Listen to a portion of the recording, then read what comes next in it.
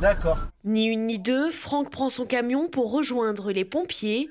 Muni de barrières et de panneaux, il doit simuler une fermeture des routes. J'ai eu un appel d'un élu et du directeur qui me demande de monter au contact des pompiers au haut du village. Ça s'appelle le hameau de Combes.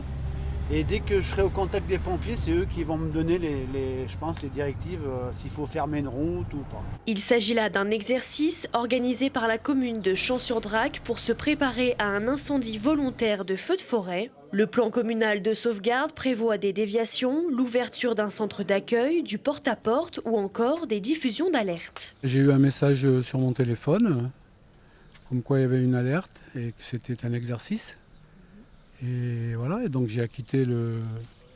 On m'a dit d'appuyer sur la touche 5, donc j'ai appuyé. J'ai pas reçu d'appel ni texto. J'ai juste vu le panneau publicitaire qu'il y a derrière, panneau d'information, quand je balade mon chien. Élus, agents municipaux, sécurité civile, services de l'État, pompiers, gendarmerie et secouristes de l'Isère, tous ont découvert le scénario le jour J. On se rend bien compte que de coordonner des exercices comme ça sur un temps très court, c'est une vraie difficulté dans le sens où les événements se succèdent aux événements et à peine on a pris une décision qu'il y a une évolution qui fait qu'on modifie certaines décisions. L'évolution du feu, oui, on évacuerait les villages, mais ça ne se ferait pas dans le quart d'heure après le début de la découverte de l'incendie. Donc forcément, la difficulté, elle est là, elle est dans la coordination entre les différentes cellules.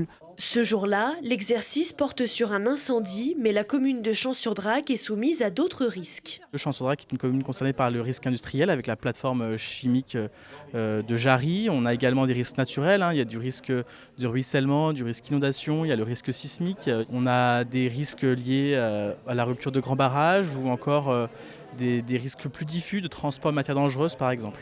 Ces entraînements sont nécessaires en cas d'événements extrêmes, comme lors de l'incendie de l'usine Arkema à Jarry en novembre 2022.